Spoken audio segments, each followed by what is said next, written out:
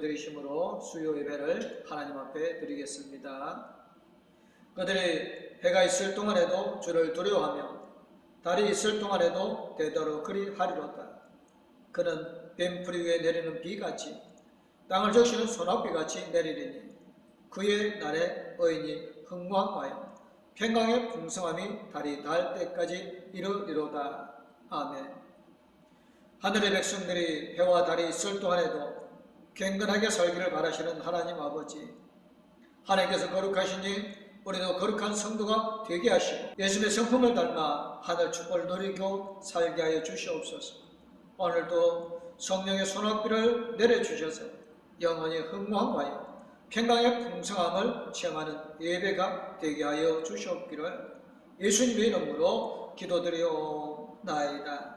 아멘. 찬송가 95장 하나님 앞에 찬양 드리겠습니다. 나의 기쁨 나의 소망 되시며 나의 생명이 되신 주 밤낮 불러서 찬송을 드려도 늘 아신 마음 뿐일세. 나의 사모하는 선한 목자는 어느 꽃다운 동산에 양의 무리와 늘 함께 가셔서 기쁨을 함께 하실까. 길도 없이 거친 넓은 들에서 갈 길 못 찾아 애쓰며 이리 저리로 헤매는 내 모양 저 원수처럼 하도다. 주의 자비롭고 화평한 얼굴 모든 천사도 반기며 주의 놀라운 진리의 말씀에 천지가 화답하도다. 나의 진정 사모하는 예수님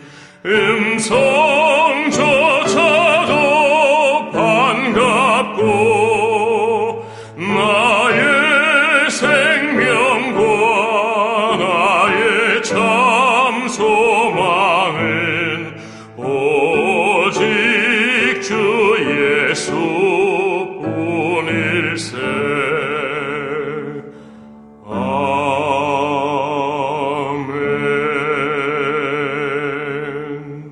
오늘 우리에게 주시는 말씀은 요한복음 1장 43절에서 51절까지 말씀입니다. 이튿날 예수께서 갈릴리로 나가려 하시다가 빌립을 만나 이르시되 나를 따르라 하시니 빌립은 안드레와 베드로와 한 동네 베세대 사람이라. 빌립이 나다나엘을 찾아 이르되 모세가 율법에 기록하였고 여러 선지자가 기록한 그 일을 우리가 만났으니 요셉의 아들 나사렛 예수니라. 나다나엘이 이르되 나사렛에서 무슨 선한 것이 날 수 있느냐. 빌립이 이르되 와서 보라 하니라. 예수께서 나다나엘이 자기에게 오는 것을 보시고 그를 가리켜 이르시되 보라 이는 참으로 이스라엘 사람이라. 그 속에 간사한 것이 없도다. 나다나엘이 이르되 어떻게 나를 아시나이까. 예수께서 대답하여 이르시되 빌립이 너를 부르기 전에 네가 무화과 나무 아래 있을 때에 보았노라. 나다나엘이 대답하되 랍비여 당신은 하나님의 아들이시오 당신은 이스라엘의 임금이로소이다.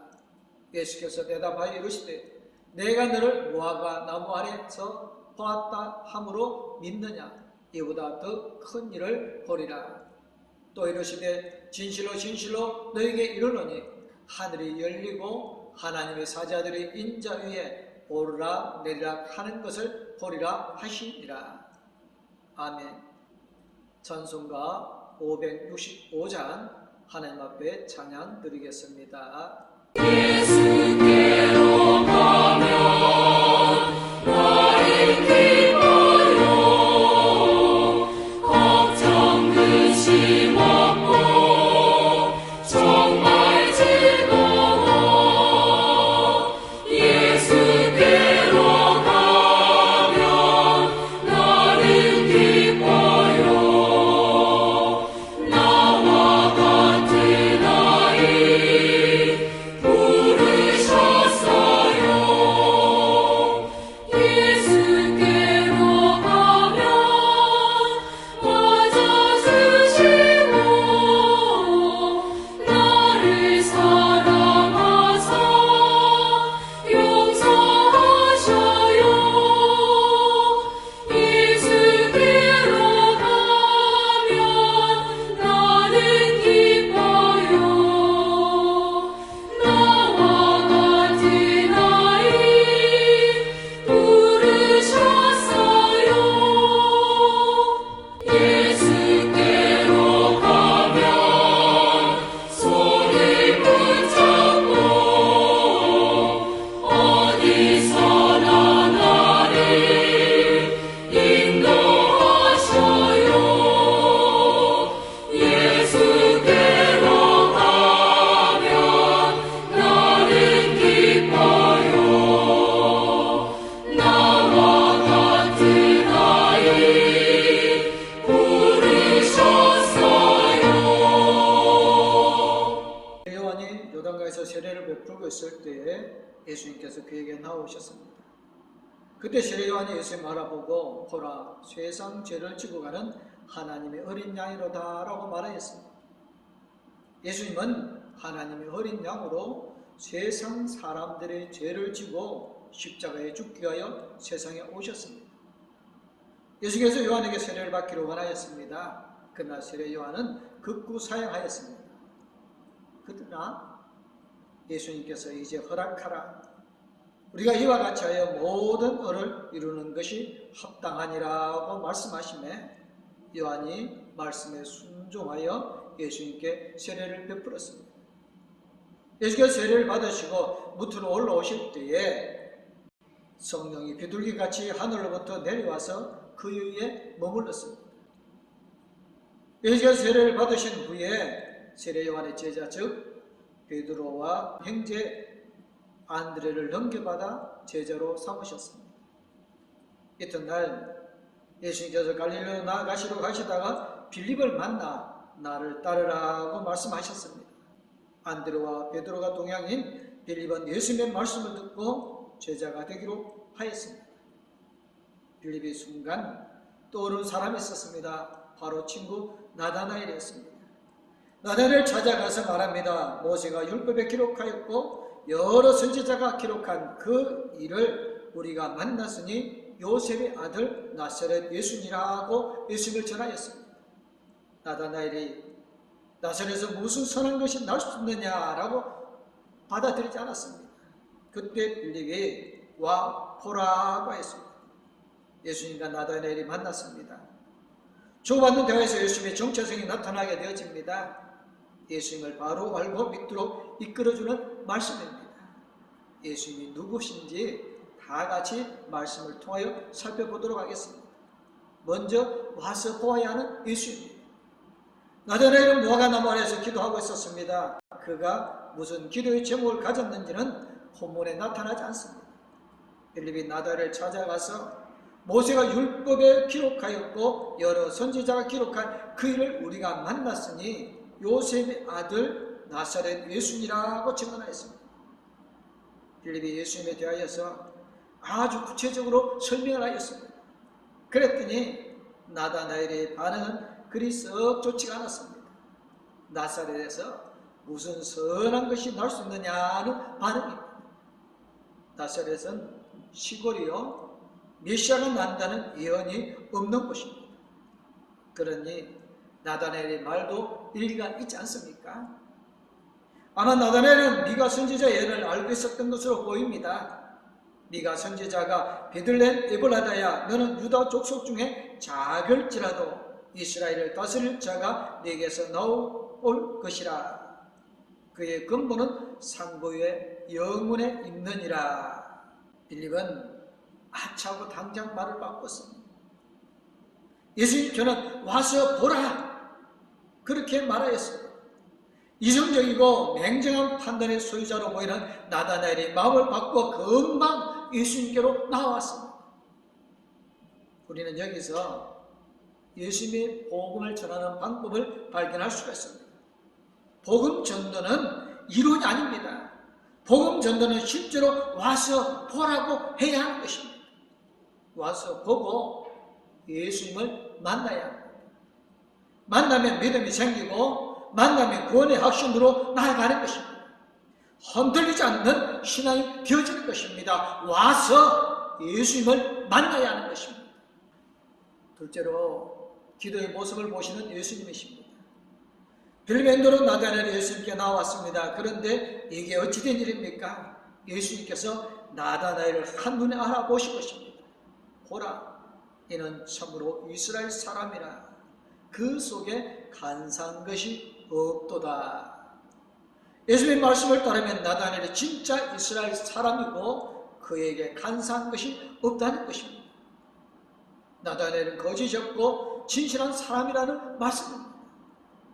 예수님의 시대에도 간사하고 거짓된 사람들이 많았습니다.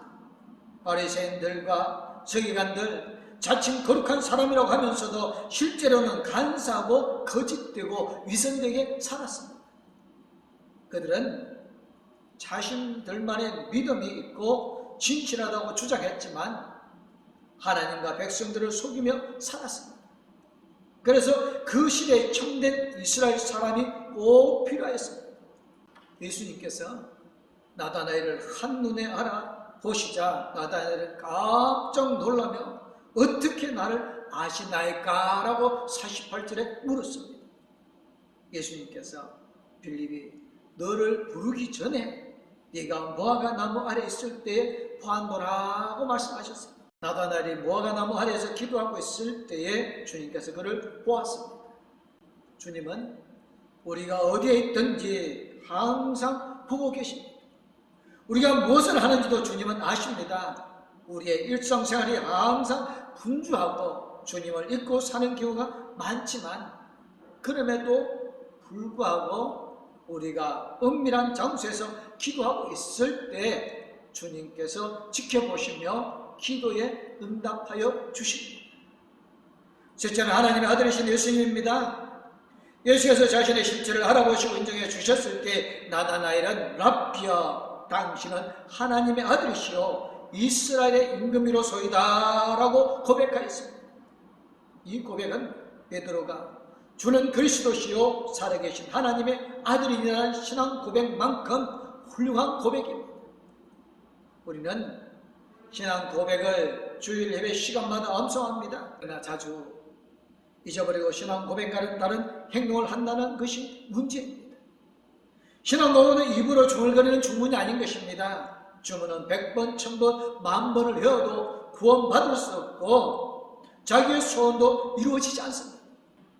주문을 외우지 말고 예수님을 만나야 합니다. 예수님이 누구입니까? 예수님은 성부 하나님 아버지와 성령 하나님의 영과 한 몸이신 삼일체의 주님으로 세상에 오셨습니다. 예수님이 세상에 오신 목적은 죄로 만나마 죽을 수밖에 없는 우리를 구원하시기 위해서일 것입니다. 예수님을 제대로 알고 신앙 고백을 해야 하고 하나님의 자녀로 신앙생활을 할 수가 있는 것입니다. 예수님을 영접하는 자, 곧 그 이름을 믿는 자들에게는 하나님의 자녀가 되는 권세를 주셨으니 이는 혈통으로나 육정으로나 사람의 뜻으로 나지 아니하고 오직 하나님께로부터 난 자들이라고 요한복음 1장 12절 13절에서 말씀하고 있습니다.